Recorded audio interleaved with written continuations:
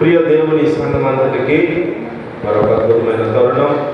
35వ దినము శిలువ ధ్యానాలుగా దేవుని యొక్క పాటల్లోనూ లేఖన భాగాల్లోనూ విజ్ఞాపన ప్రార్థనలో నడిపించిన బిడ్డలకు చేరి వచ్చిన సంఘములకు ప్రత్యేకమైనటువంటి శుభములు తెలియపరుస్తూ ఉన్నాను. ప్రియ దేవుని బిడ్డలారా, ప్రభు మన జీవితంలో చేసిన ఎన్నో మేలులు ఆశ్చర్యాలను బట్టి మనము ఆయన సన్నిధిలో మాత్రమే పూర్ణ సంతోషము ఉన్నది. ఆమేన్. నిజంగా ఉదయం నుంచి రాత్రి వరకు ఎన్నో పనుల భారము, ఎన్నో తలంపులు, ఆలోచనలు, కానీ దేవుని మందిరంలో మనకి విశ్రాంతి ఉంది. దేవుని మందిరంలో మనకి ఆనందం ఉన్నది. దేవుని మందిరంలో మన మనస్సు ఎంతో అద్భుతమైనటువంటి జీవధార నదులు నింపుకునేటువంటి కృప ఉన్నది. దేవుని మందిరము మనకు పరిశుద్ధాత్మతో నింపబడే గొప్ప తరుణము. చాలా ఇలా చెప్పుకుంటూ పోతే ఎన్నో అవకాశాలు దేవుని మందిరంలో ఉన్నాయి. ఇవన్నీ పొందుకుంటున్న మనము ప్రభు యొక్క ఉద్దేశములను నెరవేర్చుదుగాక. ప్రియులారా, ప్రభు ఆయన ప్రేమించి తన శిష్యులను పిలిచి ఈ 18వ అధ్యాయంలో చాలా గంభీరమైనటువంటి సంగతులు ఎన్నో ఉన్నాయి. గతంలో మీకు చెప్పాను, ఈ సువార్తల్లో ప్రతిదీ కూడా మన జీవితాంతం ధ్యానించిన చాలానటువంటివే మిగిలిపోతాయి తప్ప అయిపోయి నాకైతే మాత్రం అవకాశం లేదు. ఈ రాత్రి దేవుని సంఘ నాతో చెప్పండి మాటలు, 70 ఏళ్ల మట్టుకు క్షమించగలవా? ఇది ఈరోజు మనతో మాట్లాడుతున్న అంశం. ప్రభువు క్షమించమనే అంశాన్ని అంతరంగంలో ఆయన ఇచ్చినటువంటి గొప్ప ప్రేరేపణ బట్టి, తలంపును బట్టి, దేవుని యొక్క ఆత్మ కార్యాన్ని బట్టి ప్రతి పరిస్థితుల్లో కూడా మనం ఈ క్షమించేటువంటి ఈ ఫర్గివ్నెస్, ఈ క్షమాపణ, ఇది చాలా అమూల్యమైనటువంటిది. ఈ క్షమాపణ అనేటువంటిది ప్రతి ఒక్క వ్యక్తికి కూడా అవసరమై ఉన్నటువంటిది. ప్రియులారా, అయితే 4 రకాల క్షమాపణల కోసం ఈ రాత్రి మనము క్లుప్తంగా నేర్చుకుందాం. ప్రభు అయినటువంటి మన బోధకుడైన మన దేవుడు యేసయ్య తన శిష్యులు మొదట ఈ తలంపు పేదలకు వచ్చింది. ఆ ప్రభువా, నా సహోదరుడు పట్ల నేను 7 సార్లు క్షమిస్తే సరిపోద్దా అంటే ఆగలే. క్వశ్చన్ మార్క్ వేసి 7 సార్లు క్షమించాలా? 7 అనే సంఖ్య మనందరికీ తెలుసు, సంపూర్ణమైన సంఖ్య. అంటే సంఖ్యలో సంపూర్ణం ఉంది. క్షమించేసే విషయంలో 7 సార్లు క్షమించేస్తే అయిపోద్దా అన్నటువంటి సందేహంలో సతమతమవుతున్నటువంటి సందర్భంలో పేతురు దేవుడి దగ్గరికి వచ్చాడు. మనము కూడా కొన్నిసార్లు ఎవరినైనా క్షమిస్తే ఆ రోజు క్షమించేస్తాం. మరలా ఎవరైనా కొంచెం ప్రేరేపించారు అనుకోండి, క్షమించావా? ఆ రోజు నీకు ఎలా అన్నాడు తెలుసు కదా, నీకు ఎన్ని ఘోరంగా అన్నాడో అదిగో ఇక్కడ కూడా చూడడం, అదిగో ఫోన్లో కూడా చెప్పి రెండో తెలియనంటే క్షమించినప్పటికీ కూడా మరలా ఏమవుతుంది మనలో? అయితే క్షమించారా, సరే క్షమించాక చెప్పినప్పటికీ మరలా ఏమవుతుందంటే యథావిధే. అంటే ఎవరైనా ప్రేరేపించినా మరలా పాతదేదైనా జ్ఞాపకం వచ్చినా ఈ క్షమించామన్నటువంటిది తూచు అన్నట్టుగా దేవుని సంగమ మరలా అద్భుతమైనటువంటి యథార్థ స్థితిలో వెళ్ళిపోవడం అనేటువంటి దేవుడు భయపడిపోతూ ఉన్నాడు. ఈరోజు 70 ఏళ్ల మారులు మట్టుకు అన్నాడు. ఈరోజు 70 ఏళ్ల మట్టుకు. ఎన్ని ఏళ్ళమ్మా? 70 సంవత్సరాలు అని లేదు, 70 ఏళ్ళు, 70 సంవత్సరాలు క్షమించమన్నా. మనిషి బ్రతికితే 70 సంవత్సరాలు, అధిక బలం అయితే 80 సంవత్సరాలు, 90 కీర్తనలో మోసే గారు ప్రార్థన చేస్తారు. అంటే 70 సంవత్సరాలు మన బ్రతుకు కాలం. అధిక బలం అయితే 80 సంవత్సరాలు. దీన్ని ఇంకొక ట్రాన్స్లేషన్ లో, చాలా ట్రాన్స్లేషన్ ఉన్నాయి ఇంగ్లీష్ లో, king James, new king James, NIV, living translation, దేవుడి పిల్లలకి చాలా ఉన్నాయి. చాలా ఇంగ్లీష్ ట్రాన్స్లేషన్స్ అయితే నా దగ్గర ఒక 10 ఉంటాయి. ఇంకా అది చాలా అంటే ఇంకా నేను చాలా యాప్ కూడా చూస్తాను. అంటే ఒక పదానికి 15 పదాలు బోర్డులోనే దేవుడు పెట్టారు. ఈరోజు దేవుని 70 అన్నాడు, ఆ ట్రాన్స్లేషన్ అయితే 77 ఏళ్ళ ఉంటుంది. మనం 7 పెంచారు. ఆమె అంటే జీవితాంతము కూడా రోజు ఒకసారి లెక్కేసుకున్న మన జీవితాంతం జీవించడమే. ఆమె ప్రియులారా, ఈ క్షమాపణ ఇది చాలా అద్భుతమైనటువంటిది. ప్రేమ ఒక కన్ను, క్షమాపణ మరొక కన్ను అన్నట్లుగా విమానం వెలుగుతున్నప్పుడు 2 రెక్కలైతే దానికి ఉంటాయో 2 వింగ్స్, మన జీవితంలో వాక్యం ఒక రెక్క, ప్రార్థన ఒక రెక్క. ఆమె అలాగే ప్రేమ ఒక రెక్క, క్షమాపణ అనే ఒక రెక్క ఉంటేనే మనం ఆయన దగ్గరికి ఎగరగలము. చెప్పండి సోదరులు, చెల్లించండి. ఈ క్షమాపణ ఇది చాలా అద్భుతమైనటువంటిది. దేవుడు బిడ్డలారా, ఈ క్షమించే విషయంలో మరి ఎందుకో కానీ ఎంత ప్రేమించి ఆమె వస్తూ ఉంటుండగా ఎలియాజరు తీసుకొస్తున్నాడు చొక్కని రెక్కని. దేవుడు బిడ్డలారా, ఆ పొలంలో ఆయన చూసిన వెంటనే అదిగో అతనే నా యజమానుడు కుమారుడు అనేసరికి ముసుగు వేసుకున్నది. అంటే ముసుగు వేసుకోవడానికి అదొక మెసేజ్ అండి, తర్వాత చెప్తాం. ఇందులో బోల్డ్ ఉన్నాయన్నమాట పర్యాయ దారులు. ఇంకా ఏమంటాడు, బాబు మీ అన్నయ్యకి దీవెనలు వెళ్ళిపోతాయి, నువ్వు వెళ్ళి వేగంగా మేకపిల్లని తీసుకొనరా అని చెప్పాడు. చెప్పిందా ఎవరికి? చిన్న కుమారుడు యాకోబుకి, పెద్ద కుమారుడికి తండ్రి చెప్పాడు. ఈ గోడ చాటునే వింటుంది కానీ ఎందుకు లోపలికి వెళ్ళి ఏంటండి మీరు ఎలాంటి వాళ్ళు, చిన్నోడు చెప్తారేంటి, పెద్దోడు చెప్తారేంటి, ఇద్దరు సమానం కదా అన్న మాట రావాలి కదా. అది వేరే సబ్జెక్టు. అది నేను ఇది మాత్రం మీ మనసులో ఉంచుకోండి. దేవుడి బిడ్డలారా, ఇది మీ మనసులో ఉంచుకోండి ఇప్పుడు చెప్పిన ఈ సందర్భం. కానీ ఇక్కడ ఆమె ప్రవేశించట్లేదు. ఈ సందర్భంలో ఇంకొక మెసేజ్ ఏంటి చెప్తాను.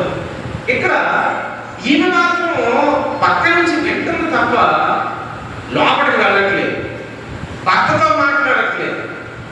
ఏం జరిగిందో పరిశుద్ధాత్మ దేవుడికి మనం అడుగుతుందాక. ఈరోజు చాలా కుటుంబ జీవితాల్లో మాట్లాడుకోలేని భార్య భర్తలు ఎంతమంది లేరు కన్నా? ఎంతో మంది. చాలా ఘోరం అసలు.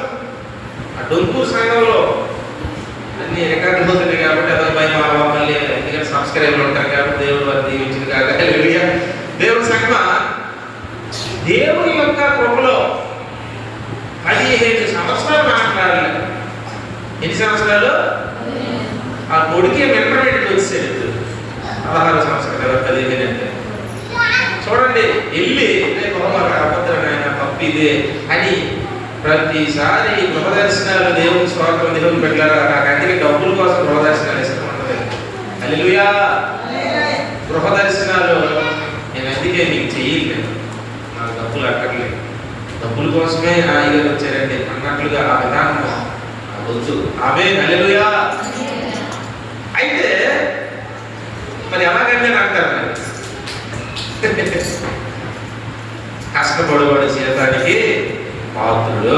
ఆమె దేవుడు పెట్టారు. ఇక్కడ ప్రతిసారి వెళ్ళి అయితే ముందు పాస్టర్ గారు గృహదర్శనానికి వెళ్ళి అమ్మ వచ్చేది యేసునామ స్తోత్రం హల్లెలూయా అయిపోతుంది ఇంటికి అనమాట. అంటే వేగంగా రౌండ్ అయిపోవాలి. కానీ మన గృహదర్శనం ఎలా ఉండేవంటే వెళ్ళి 10ంటికే మధ్యాహ్నం 12 అయిపోయిందండి. పాస్టర్ గారు ఏమో అయ్యారు ఏమి వెళ్ళిపోయారు ఏమి కాదు. వాళ్ళేమో ఒక ఇంటి దగ్గర 2 గంటలు పూజలు పెట్టి స్టోరీ చెప్తారు అన్ని విని. అంటే వారిని బలపరిచి ఆదరించి వెళ్ళేసరికి నాకైతే బాబు పెద్దలేమో అయ్యారు మీరు అలా చేస్తే ఎలాగండి గృహదర్శనాలు నాగంటే అయిపోవాలండి.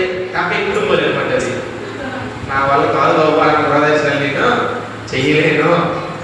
బిడ్డల్ని బలపరచాలి, వారి బాధలేంటి వినాలి, వారి కన్నీళ్ళేంటి, వారి సమస్యలేంటి, వారికి ఉన్న దుఃఖం ఏంటి, వాటికి సరైన వాక్యానుసరమైన జవాబిచ్చి వారు ధైర్యపరిచి బలపరచాలి. అవే ఈరోజు దేవుడి యొక్క బిడ్డలుగా అలా ఆయన బలపరిస్తే తన భార్య మీద ఎంత ద్వేషమో అది వేరే సంగతులండి, వాళ్ళిద్దరి మధ్య జరిగినటువంటి. అయితే అద్భుతంగా ఇప్పుడు తన భార్య మళ్ళా యథావిధిగా ప్రేమిస్తూ అద్భుతంగా వారు కలిసి సంతోషంగా ఉన్నారు. చదవండి సోదరు, చెల్లిద్దాం.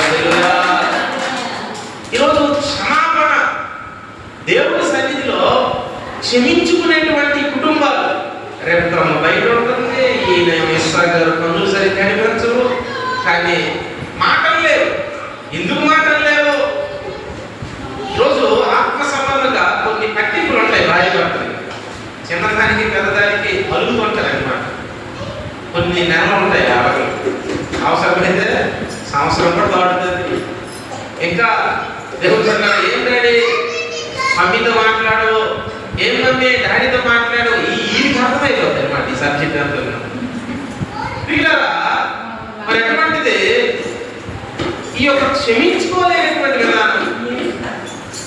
భారతపురంలో మరొకరు దేవుడు నాకు ఇచ్చినటువంటి కొంతమంది వృద్ధులు లేని వాళ్ళు, చివరికి వాళ్ళు మనవలు కలిగినటువంటి వారు. భార్యతో మాట్లాడుతూ భర్తతో మాట్లాడుతూ చివరికి ఆమె చనిపోయింది, తర్వాత ఇక్కడ చనిపోయారు. చనిపోయారు కానీ క్షమించుకోలేదు. చూడండి అంత ఘోరంగా ఉన్న పరిస్థితి. ఈరోజు ప్రభు 77 ఏళ్ళ మటుకు ఎందుకన్నాడో లాస్ట్లో చెబుతానమాట. ఈ 77 ఏళ్ళ మటుకు అంటే ఈ క్షమాపణ తత్వము, ఈ క్షమించుకునేటువంటి హృదయము ఈ భూమి మీద ప్రతి ఒక్కరి మీద ఏలుబడి చేయగాక. ప్రార్థన చేయాలి మనము, ప్రభువా క్షమించుకోలేకపోతే పరిస్థితులంతా అది ఏమవుతుందంటే ఇంకో పదం ఉంటుంది దేవుడు పెట్టారు, అవి పొత్తు కుదరదంట. ఈ క్షమించుకోలేని పరిస్థితి ఉన్నప్పుడు ఐక్యత ఉండదు. రెండోది, ఈ క్షమించుకునే పరిస్థితి లేనప్పుడు చాలా ఇంకా దారుణాలు ఉంటాయి. దేవుడు పెట్టారు. ఈ రాత్రి ప్రభు అంటున్నాడు, నీవు కానీ నీ యొక్క సహోదరునో భార్యనో భర్తనో బిడ్డలనో ఇరుగు పొరుగు వారినో ఎవరైతే అవగాక క్షమించకపోతే నీ పరలోక తండ్రి కూడా నిన్ను క్షమించడు. ఈ మాట చాలా భయంకరమైన మాట దేవుడు పెట్టారు. ఎంతమంది కోడళ్ళు అత్తలు క్షమించలేని వారు ఉన్నారు, ఎంతమంది అత్తలు కోడళ్ళు కూడా క్షమించలేని వారు, ఎంతమంది కుమార్తెలు తల్లిదండ్రులు క్షమించలేని వారు. ఇలా చూస్తుంటే ఎన్నో వర్గాలు. ఈ రాత్రి నువ్వు ప్రార్థన చేసుకో, నీ ఓల్డ్ లిస్టు, నీ పాత చరిత్ర చిట్ట ఎవరైనా ఒకవేళ ఉన్నారేమో, నీ కాలేజ్ ఫ్రెండ్స్ లేకపోతే నీ బంధువులు, ఒకసారి రాత్రికి నీ పడక మీద లేక మోకాళ్ళ మీద పరిశుద్ధాత్మ దేవా నేను ఎవరెవరో క్షమించలేదు ఆ లిస్ట్ అంతా నాకు ఒకసారి చూపించిన ఆయన అంటే, దావీదు అంటాడు, అయ్యా నా బాల్య పాపాలు అంటే చిన్నప్పుడు కూడా దేవుడు బయలుపరిచేవాడు. హల్లెలూయా. నువ్వు మర్చిపోతావు కానీ పరిశుద్ధాత్మ దేవుడు మాత్రం మర్చిపోవు. నువ్వు అడిగితే ఈ రాత్రి నువ్వు ఎవరెవరికి క్షమించలేదో, ఎందుకంటే చాలా ప్రాముఖ్యమైన అంశం దేవుడు పెట్టారు. నువ్వు కానీ క్షమించకుండా చనిపోయావనుకో నీ పాపాలు అలాగే ఉంటాయి. అలా మొత్తం చూపిస్తాడు స్క్రీన్ మీద. దిగు బాబు ఈ తెర మీద చూడు, ఏ ప్రభా నేనేం చేశానయ్యా, ఉపవాసాలు ఉన్నాను కదా, కన్నీరు కార్చాను కదా, 45 రోజులు సిలుధ్యానాలు ఏంటయ్యా, ప్రతిరోజు కూడా వచ్చేవాడిని, కానుకలు ఇచ్చాను, ప్రభుత్వాలు తీసుకున్నాను, అయితే ఏంటైనా అన్ని చేశాను, ఏం చేయలేదు, ఏం చేయలేదు, క్షమించలేదు. నువ్వు ఇంకొకరికి క్షమించలేదు, వారిని క్షమించలేదు, వీరిని క్షమించలేదు అని ఇలా ప్రభు అడుగుతున్నప్పుడు మనకి జవాబు ఉండదు. కాబట్టి ప్రతి పరిస్థితుల్లో కూడా మొదటగా దేవుని బిడ్డలారా మనము మొదటి అంశము మన శత్రువులను క్షమించుదుగాక. చూడండి చాలా ఉన్నాయండి, ఇవన్నీ చెప్తే మీకు టైం అయిపోతుంది. ఈ మత్తయి సువార్త 5:44, లోక సువార్త 6:27, ఈ రోమపత్రిక 12:14, 19 గోల్డ్ పుంజులేసి ఉన్నాయి. ఇవన్నీ రిఫరెన్స్, ఇవన్నీ మీకు ఇంకా ఏర్లేకపోతుంది ఇవన్నీ చదివితే. ఇలా మొదట మీ శత్రువులను క్షమించుడి. ఆమె ఆలోచిస్తారు, మాకు భూమి శత్రువులు ఉన్నాయినా అని. మనుషులందరూ ఎవరు పోలిక? దేవుడు పోలిక. మరి శత్రువులు మనకెందుకు? మరి ప్రభు ఎందుకు శత్రువు అంటున్నాడు? ఇద్దరున్నారు అంటే మనకి అపాయం కలిగించేవారు, వారి వల్ల ఒకరు మన కుటుంబ సభ్యులు చనిపోయినా లేకపోతే జైల్లో పెట్టబడినా ఇంక ఏ కారణమైనా ఎన్నో భయంకరమైన పరిస్థితులు, అప్పుడు మనం ఏం చేస్తామంటే ఆ వ్యక్తిని మన అంతరంగంలో వాడిని ఒక శత్రువుగా చిత్రీకరించుకుంటాం. మన తలంపుల్లో, మన చూపుల్లో, మన భావోద్రేకాలంతా కూడా మన శత్రువు, ఆమె శత్రువురాలు. అది ఎప్పుడు చనిపోతే, అతను ఎప్పుడు చనిపోతాడు? శత్రువుగా భావించుకుంటున్నటువంటిది ఇక్కడ ప్రభు తీసుకొచ్చాడు. నేను అనుకుంటాను, ఒకవేళ వీళ్ళు శత్రువులుగా నువ్వు అనుకున్నా, వారు ప్రభు పోలికలో ఉన్నారు కాబట్టి వారు మనం క్షమించదు కాక. మరొకడు ఉన్నాడు, వాడు నిజమైన శత్రువు, దుష్టుడు, అపవాది. వాడు మాత్రము ఎప్పటికీ కూడా వాడిని మనం క్షమించకుందుము గాక. ప్రభువే క్షమించలేదు, మరి మందిని క్షమించాలి. వాడు ప్రభువు ఎంతమందిని క్షమించాడు, కానీ పడిపోయినటువంటి దురాత్మలు మాత్రం క్షమించాడా? అవకాశం ఇచ్చాడు. అయ్యా ఏంటి రాజ్యం ఎప్పుడు వచ్చింది ఆయన, అల్లదు అంతలోకి వెళ్ళిపోతాం ప్రభు, సరే వెళ్ళిపోయాడు అంటే అవకాశం ఇచ్చాడు, కానీ వారిని మాత్రము వెంటనే శిక్షించలేదు. ఈరోజు మనము కూడా, మనమైతే దేవుడు పెట్టారా, వాటిని మాత్రము క్షమించకూడదు. ఈరోజు మొదటిదిగా శత్రువులను క్షమించాలి. రెండవదిగా దేవుడు పెట్టారా, ఆదికాండం 50వ అధ్యాయము 16-17 వచనాలు చదవన్నాను. 50వ అధ్యాయము 16-17. యోసేపునకు చూడండి, యోసేపునకు ఇలాగ వర్తమాన పంపిరి. మా 50వ అధ్యాయము 16-17. ఇలాగ వర్తమానం ఉంటుంది కదా, అక్కడ పంపిరి, నీ తండ్రి తాను చావక మునుపు ఆజ్ఞాపించినదేమనగా, మీరు యోసేపుతో నీ సహోదరులు నీకు కీడు చేసింది కనుక దయచేసి వారి అపరాధమును, వారి పాపమును క్షమించమని అతనితో చెప్పుడను. కాబట్టి దయచేసి నీ తండ్రి దేవుని దాసుల అపరాధము క్షమించమని వారు యోసేపుతో ఈలాగూ మాట్లాడుచుండగా అతడు ఏడ్చెను. చూడండి సంగమా, ఇక్కడ ఏంటంటే ఐగుప్తు దేశంలో ఉన్నారు 12 మంది యాకోబు పుట్టిన బిడ్డలు. అందులో 10 మంది యోసేపుకు వ్యతిరేకంగా అన్నయ్యలు ఉన్నారు. తన తమ్ముడు బెన్యామీను పక్కన పెట్టండి. ఈ 10 మంది కూడా యాకోబు చనిపోయిన తర్వాత మక్కలో పొలంలో పాతి పెట్టి తిరిగి వచ్చేసారు. ఎందుకంటే దిక్కు లేదు, ఆహారం బయట కరువు, ఎక్కడే ఉండాలి. అప్పుడేదో నిన్ను గోతులు పడేసాం, నిన్నేమో ఇస్మాయిలీకి అమ్మేసాం, ఆ పక్కగానే మా మీద దయచేసి ఉంచొద్దు, మాకు ఒట్టేసుకున్నాడు. ఎవరో నాన్నగారు, నువ్వు మాకు ఏ హాని చెయ్యొద్దని, ఏమి చెయ్యడని నాన్నగారే చెప్పారు. మమ్మల్ని ఇక్కడ తీసుకొచ్చారు కాబట్టి జ్ఞాపకం చేసుకొని వారి యొక్క పొరపాట్లు తన తమ్ముడి దగ్గర ఒప్పుకుంటూ ఉన్నారు. హల్లెలూయా. దేవుడు పెట్టారా అంటే ఒకరిని ఒకరు క్షమించుకునే పరిస్థితి. ఈరోజు మనము కొంతమంది ఎంత తగ్గించుకొని అడుగుతున్నా, ఇప్పుడు మనం చదువుకున్న మత్తయి 18వ అధ్యాయం అదే వృత్తాంతం. అక్కడ ఏమంటాడు, ఒకరికేమో వడ్డీ ఒక 50 రూపాయలు ఇవ్వాలనుకోండి, ఈ 50 రూపాయలు ఉన్నటువంటి వడ్డీ క్షమించేసి దారిలో వెళ్తుండగా వాడికి ఇంకొకటి ఎదురయ్యాడు. ఏరా ఇప్పుడు నాకు దొరికావు, మొన్నటి నుంచి నాకు 5,000 ఇవ్వాలి, ఇస్తావా ఇవ్వాలంటే మరి అతను క్షమించలేదు. అంటే ఎదుటి మొదల 5,000 అనుకోండి, ఆ దొరికిన వాడు 50 రూపాయలు అనుకోండి. ఎవరిది ఎక్కువ పాపము? 50,000 50 రూపాయలు 50,000. 50,000 ఉన్నవాడిది తన యజమానుడు క్షమించాడు, కానీ వీడిది మాత్రం ముందున్నవాడు 50 రూపాయలు ఉన్నవాడు మాత్రం క్షమించట్లేదు. వీడు మాత్రం వెళ్ళి ఎక్కడున్నాడు చెప్పాడు, అయ్యా చూడండి మీకు 5,000 మొన్న మీరు క్షమించారు, కానీ 50 రూపాయలు ఇవ్వవలసిన నాకు మాత్రం క్షమించట్లేదంటే ఎవరక్కడ తీసుకెళ్ళి చేయబడి ఉంటారు. హల్లెలూయా. అంటే దేవుని యొక్క పాపం. ఈరోజు ఆయన ఒకరినొకరు క్షమించుకోమంటున్నాడు. అప్పుడు భేదాలు అయిపోయింది, చెల్లెలు ఏదో అయిపోయింది, అమ్మ వదిన భేదాలు జరిగిపోయింది. ఇలా మనము ఒకరికొకరు కొంతమంది చనిపోతారు, కానీ ప్రెస్టీజ్ తప్పు చేసినా గిల్టీ ఫీలింగ్ మరలా వెళ్ళి అడగడానికి నామోషి. ఆమె క్షమాపణ చెప్పదు, ఇతను క్షమాపణ చెప్పడు. ఇక్కడ పెద్దవారైనప్పటికీ కూడా చిన్నవాడి దగ్గరికి వెళ్ళి క్షమాపణ అడుగుతూ ఉన్నారు. హల్లెలూయా. దేవుని సంగమ ఇంకా చాలా ఉన్నాయి, టైం అయిపోతుంది. మూడవది ఏంటంటే పాపమును క్షమించమని ప్రార్థించుట. మొదటిది ఏంటమ్మా, శత్రువులు క్షమించాలి. రెండవది ఒకరినొకరు క్షమించుకోవాలి. మూడవది పాపమును. మన ప్రతి దినము కూడా ఏదో ఒక వ్యతిరేక పని దేవుడు చేసుకునే ఉంటారు.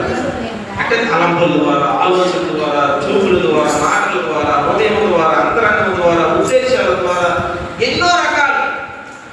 అవన్నీ కానీ పెండ్రైవ్ పెడితే అసలు అది స్టక్ అయిపోతేమో బాబు లెక్కించలేక ఇంటి భయంకరమైన దోష.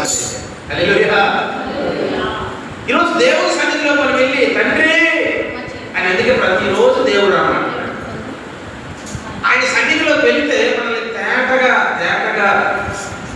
90వ కీర్తన మీకు చెప్పారు కదా, ఆ 40వ అధ్యాయంలో 40 కీర్తనలు, 90వ కీర్తనలు, 90 కీర్తనలు మోషే అంటాడు నీ ముఖకాంతులు నా రహస్య పాపాలు కనబడుతున్నాయి. 40వ కీర్తనలో దావీదు అంటాడు చికటగల సొంత ఊరిలోకి వెళ్ళిపోతూ ఉన్నానని. అంటే దేవుని వెలుగులోకి వెళ్తే ఏం కనబడతాయి? మన రహస్య పాపాలు, చికటగల సొంత భూములు, ఇవన్నీ కూడా ఈ పాపాలన్నిటి నుంచి కూడా దేవుడు మనల్ని విడుదల కలుగు చేయగాక. కాబట్టి వ్యక్తిగతంగా దేవుని సన్నిధిని మనం రోజు వెంటాడాలి. ఆ సన్నిధి కొరకు మనం ఎదురు చూడాలి. ఆ సన్నిధిని మనం వాంఛించాలి. ఆ సన్నిధిని మనము దగ్గరగా కలిగి ఉండాలి. దేవుని సన్నిధి ఇక్కడ పాపమును క్షమించమని ఆయన ప్రార్థన. ప్రతిరోజు కూడా, ప్రతి క్షణము కూడా ప్రభు సన్నిధిలో. అంటే పాపం ఏదంటే మార్పు చెందిన మనస్సు ఈక్వల్ మారు మనస్సు.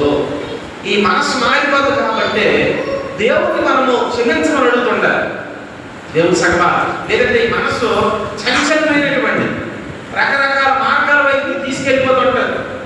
కాబట్టి మనము పాపమును క్షమించమని ఈ 25వ కీర్తన 18వ వచనంలోను, మొదటి రోజులు 8:20వ వచనంలోను, దేవుని సంఘం అపోస్తలుల కార్యాలు 8:22లోను, మత్తయి 6:22లోను ఇవన్నీ కూడా పాపాలు క్షమించమని చెబుతూ ఉన్నాడు. ఎంతమంది మనము కొంతమంది మనుషులు చెప్పక్కర్లేదు, దేవుడి దగ్గర కూడా చెప్పడానికి కొంతమంది సిగ్గు. ఈరోజు మన తండ్రి దగ్గరికి మనం వెళ్ళి సిగ్గుపడుతున్నామంటే ఎంత బాధపడతాడో నువ్వు చెప్పకపోయేవరకు ఆయన చూసి బాధపడతాడు. కానీ నేను అవకాశం ఇస్తాను కదా, నువ్వెందుకు? ఇప్పటికీ కూడా వాళ్ళు ఏం చేస్తారు? పోపు గారికి చెవులోన అయ్యా ఆ పాపాలు చేశారంటే ఇతరులను క్షమిస్తాక క్షమించబడ్డాయి. హల్లెలూయా. నీకు దేవుడు క్షమించాలి. దేవుడు పెట్టారా? అయితే ప్రభు అన్నాడు ఏమనంటే మీరు ఎవరు పాపాలు క్షమిస్తారో వారి పాపాలను క్షమిస్తారని రెఫరెన్స్ కూడా ఉంది. అలాగని మనము పోపుగా ఉండకపోవచ్చు. మన ప్రభు మాత్రం సదాకాలం నీతో ఉంటాడు. అవే రాత్రి వేళ నువ్వు మళ్ళా తెల్లవారి వరకు అది దాచుకొని నిద్రపోయావు అనుకో, ఆ పాపంతో మనకి వెళ్ళిపోతాం అన్నమాట. ఎక్కడికి? ప్రభు దగ్గరికి కాదు, ఇంకో దగ్గరికి. అక్కడికి మనం వెళ్ళబోతుంది కాక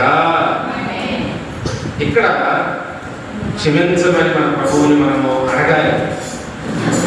కొన్నిసార్లు చూడండి ప్రభు క్షమించేస్తాడు, మళ్ళీ అర్థం ఏం చేస్తాడు తెలుసా? నీకు వేరే చేస్తాడు.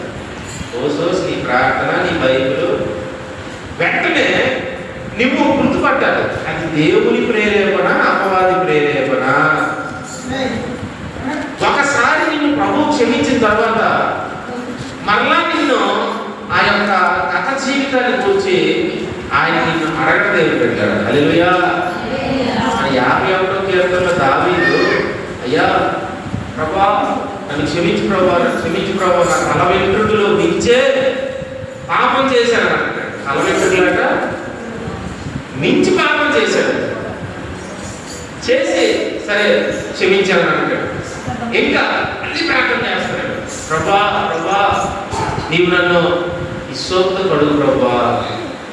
సరే చేశాడు, క్షమించాను వెళ్ళిపో ప్రభా ప్రభా అంటాడు. ఇదేంటే మళ్ళీ ఇప్పుడే వచ్చావు కదా ప్రభా, ఇస్సోపుతో కాదు కానీ హిమము వలె సంగతి చేయనైనా. హల్లెలూయా. క్షమించాడు, వెళ్ళిపోయాడు. మళ్ళా వస్తున్నాడు దేవుడి సన్నిధి, ప్రభా ఏదో మళ్ళీ నాకు రక్షణ ఆనందం పుట్టించు ప్రభువా. హల్లెలూయా. ఈరోజు క్షమాపణ దేవుడు క్షమించాడు, కానీ నీవు పోగొట్టుకున్నటువంటి ఆ పూర్ణ వైభవము తగ్గించుకున్నంత వరకు అడుగుదుగాక.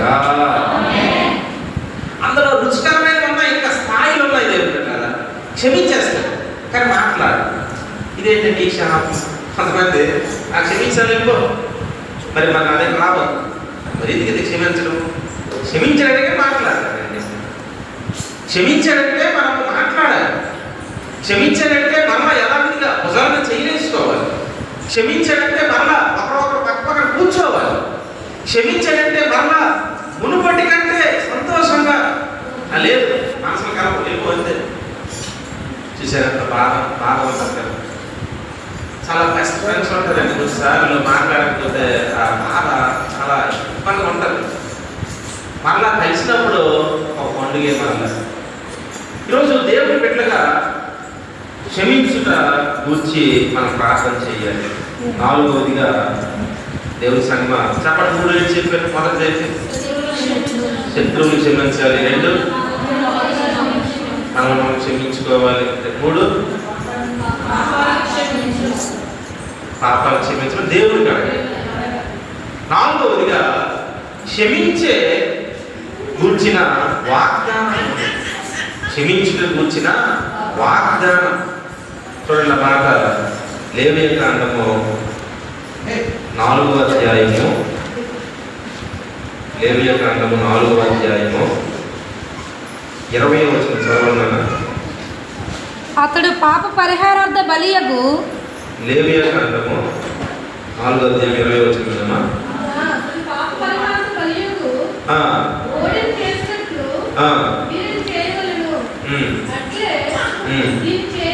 అట్లే దీన్ని చేయవలెను. యాజకుడు వారి నిమిత్తము ప్రాయశ్చిత్తము చేయగా వారికి క్షమాపణ కలుగును. హల్లెలూయా. ఇక్కడ ఏంటంటే కొన్ని నీకు శక్తి చాలట్లేదు అంటే అంత భయంకరమైన పాపం చేస్తావు, ఇంకెవరు చెప్పలేకపోతారు. ఇప్పుడు మా పాస్టర్ గారు చెప్తే నా పక్షాన కొంచెం ప్రార్థన చేస్తారు, నన్ను ధైర్యపరుస్తారు. ఈ పాపం నుంచి నా వల్ల కావట్లేదు అంటే అంత అసహ్యం పడుతుంది అనమాట. ఆమెకే అతనికే ప్రార్థన చేసుకోవడానికే అంత ఘోరమైన పాపం. అప్పుడు ఎక్కడికి వెళ్తారు? ఎవరు చెప్పిన ఆయనకి ఎవరు చెప్పారనుకో ఇంకా తలెత్తుకోలేము, ఏంటి ఘోరమైన పరిస్థితి అని యాజకుడి దగ్గరికి వెళ్ళినప్పుడు అద్భుతమైనటువంటి దేవుడు గొప్ప అనుగ్రహించుగాక అని. ఇప్పుడు యాజకుడు ఎలా తయారయ్యారంటే ఫోన్లే మా అయ్యారు కదని చెప్తే ఈయనేమి ఇంటింటికి వెళ్ళి గౌరవం తీసుకుంటే ఇంకా గట్ట ఏం చేయగలుగుతుంది? అసలు పాత నిబంధనలో సేవకుడు 12 గోత్రాలు మోసేవాడు. ఎన్ని గోత్రాలు? ఈ భుజం మీద 6 గోత్రాలు, ఈ భుజం మీద 6 గోత్రాలు. అంటే 12 గోత్రాలు, 12 స్వభావాలు.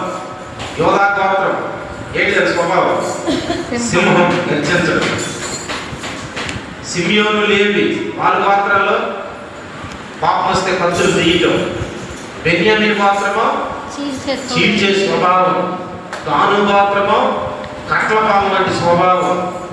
దేవుడు పెట్టారా ఇలాంటి 12 గోత్రాలు కూడా మనం కడుపులో పెట్టుకోనుగాక.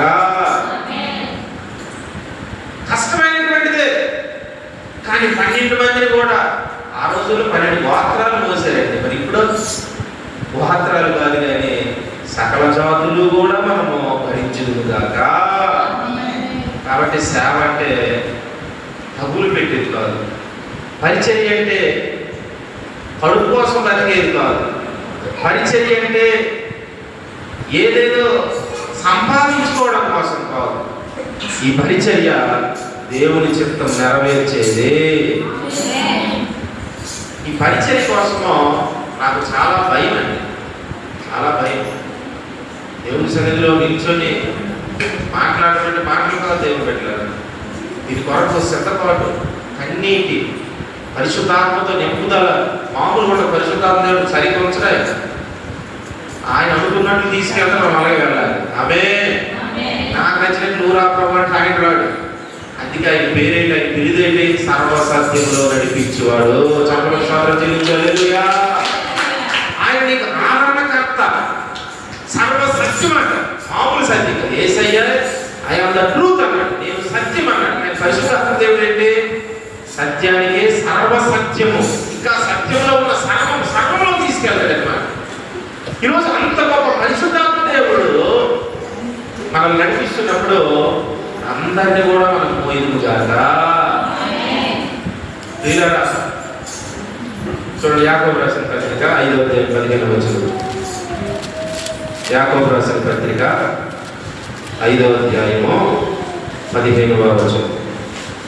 విశ్వాస సహితమైన ప్రార్థన ఆ రోగిని స్వస్థపరచును. ప్రభువు అతని లేపును. అతడు పాపములు చేసిన వాడైతే పాప క్షమాపణ నందును. చాలు. దేవుని సంగమ ఇక్కడ దానికి మీద చెప్తాడు అన్నమాట. మీరు ఒకరి పాపాలు ఒకరికి చెప్పుకోండి. అలాగే ఎప్పుడు కూడా మీరు చెప్పకండి. కాబట్టి మీ పాపాలు చెప్పారు అనుకోండి, వాళ్ళ హృదయాల్లో పెట్టుకోరు. అవి అంతా పబ్లిసిటీ చేస్తారు. అవి ఒక పొడుపు కథలా చెప్పుకుంటారు. ఒక అద్భుతమైనటువంటి ఆ రాత్రి పూట నిద్ర పట్టకపోతే ఒక సోదిగా మార్చుకుంటారు. చూసారు ఎంత ఘోరమైనటువంటి సమాసము నేటి దినాలు. అక్కడ యాకోబు రాసిన పత్రికలో చెప్పే గౌరవం చెప్పాను. అందుకే వాక్యము రెండంచుల వాడిగలిగిన ఖడ్గము. ఈరోజు మనము చెబితే మనం ఏది గుమ్ము తగ్గితే రేపు పొద్దున్న మన వెనక మనకు గుమ్ము ఉందన్న సంగతి మర్చిపోకూడదు. ప్రియులరా, ఈరోజు మనము మన ప్రియుల్ని మనం చెప్తే రేపు పొద్దున మొత్తం ప్రపంచం అంతా ముందు కూడా జీవం కలిగిన దేవుడు ఏం చేస్తాడమ్మా, ఇదిగో చిన్నప్పటి నుంచి ఏమేమి చేసింది చూడండి బాబు అనుకుని ఆయన మొత్తం కూడా చూపిస్తాడు అన్నమాట. స్తోత్రం హల్లెలూయా. కాబట్టి దేవుడి సగమ క్షమించుటకు కూర్చిన వాగ్దానము 2వ దినవృత్తాంతాలు 7:14 అది మీకు తెలుసు. చిన్నప్పటి నుంచి ఉపవాస ప్రార్థనలో చదువుతున్నారు, మనం చదువుతున్నాం. 2వ దినవృత్తాంతాలు 7వ అధ్యాయము. నా పేరు పెట్టబడిన నా జనులు తమ్ము తాము తగ్గించుకొని ప్రార్థన చేసి నన్ను వెదకి తమ చెడు మార్గములను విడిచిన ఎడల ఆకాశము నుండి నేను వారి ప్రార్థనను విని వారి పాపమును క్షమించి వారి దేశమును స్వస్థపరచుదును.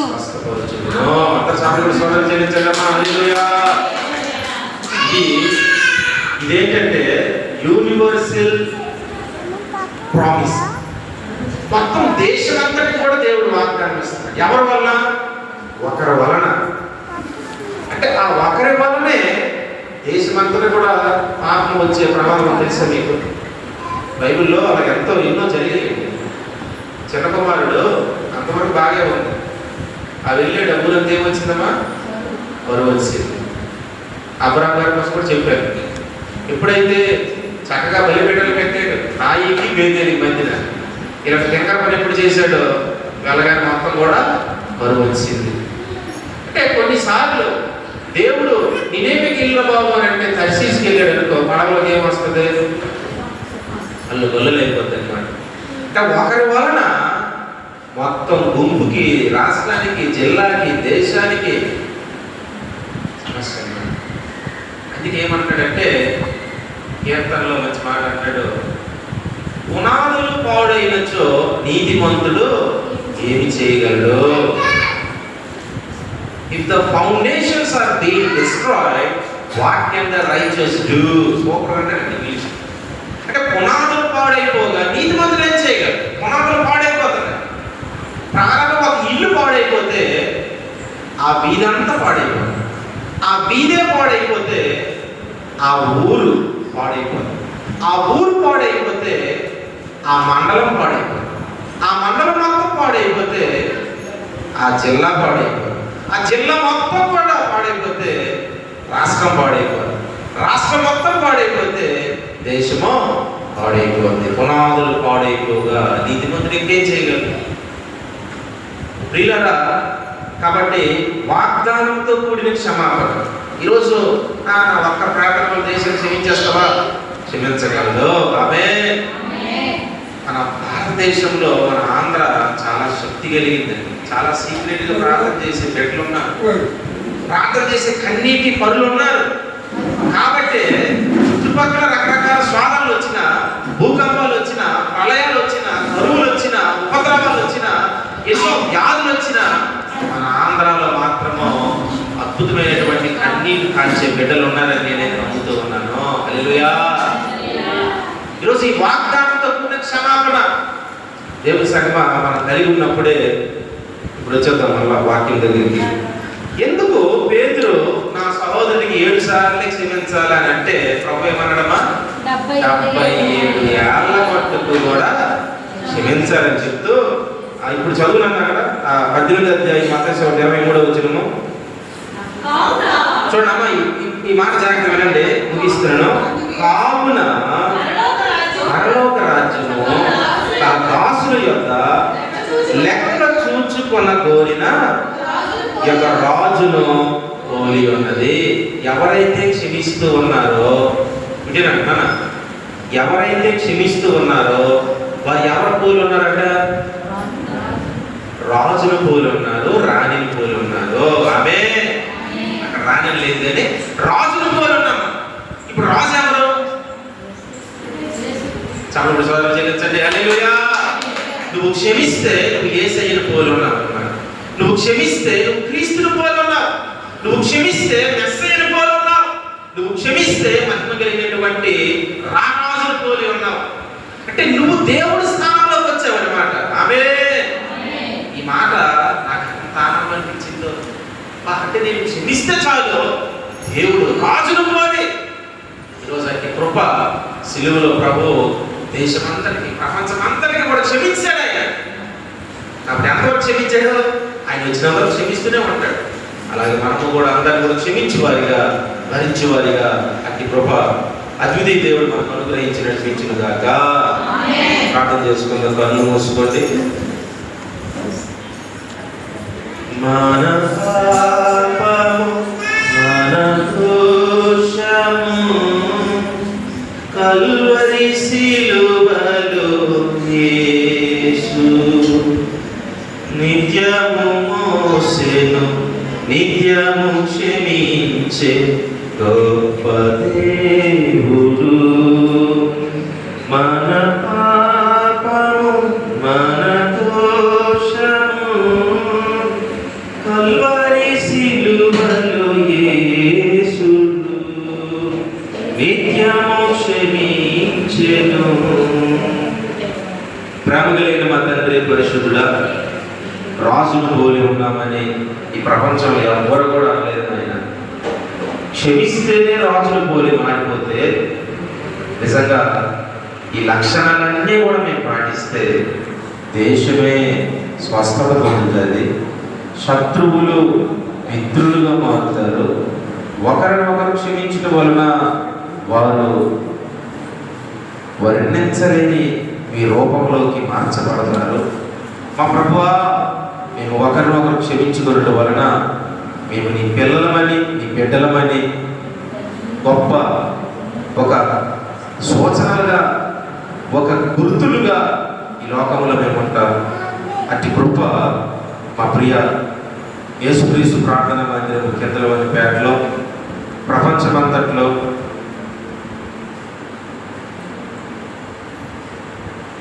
ప్రియ దేవుడి సంగమా అట్టి గొప్ప ధన్యత, క్షమించుకునేటువంటి తత్వము ఇది మీరే, మీ యొద్ద నుండే వచ్చింది ప్రభువా. అపవాది అయితే ఎప్పటికీ క్షమించడు, కానీ మీరైతే క్షమించే దేవుడు నాయన.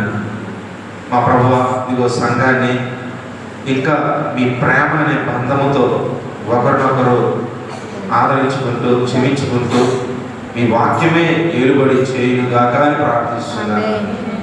కుమారుడు వెంకట గారి ప్రార్థన చేస్తున్నాను తండ్రి. మీ బలమైనటువంటి కృప యేసు రక్తం ప్రోక్షిస్తున్నాను. ప్రతి విధమైనటువంటి సమస్య, ప్రతి విధమైనటువంటి నాయన బలహీనత నజరేయుడైన యేసు నామమున విడిచిపెట్టి వెళ్ళి మీ పరిస్థితులు ప్రభువా మా పరిస్థితులుగా మార్చే దేవుడు. మీ సహాయము మేము పొందుకున్న సహాయముగా చేయగలము.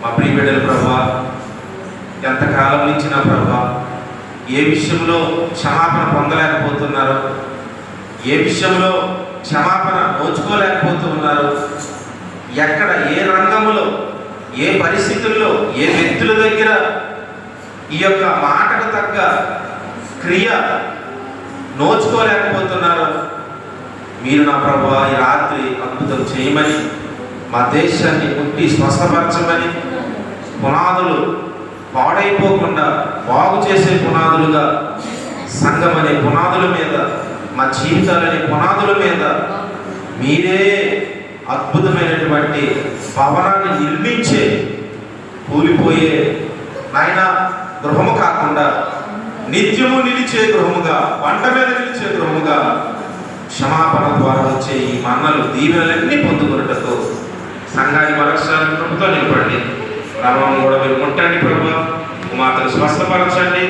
సంఘంలో ఎంతమంది అయితే బలహీనంగా ఉన్నారు, యేసు రక్తాన్ని వారి మీద రాత్రి ప్రభు విడుదల చేస్తూ ఉన్నారు. మీరు అద్భుతమైనటువంటి నా ప్రభు మీ వాక్కును పంపి లేవనెత్తమని వేడుకుంటూ కృతజ్ఞతలు స్తుతులు స్తోత్రాలు చెల్లిస్తూ నీ బిడ్డలు ఎంతో ఆశతో ఆకలితో భారంతో మీ సన్నిధికి మీ వాక్య దాహంతో వచ్చి ఉన్నారు. ఒక్కొక్కరిని మేడగదిలోకి వచ్చిన వారి మీద మీరు జ్వాలలు పంపినట్లుగా ఒక్కొక్కరి మీద నా ప్రభు మీ అభిషేక జ్వాలలు ప్రభావమును నూతనమైనటువంటి నా తండ్రి కృపను అంతకంతకు మీరు స్వతంత్రించుకుందురుగాక. యేసయ్య నామములో వేడుకొని పొంది నాము తండ్రి.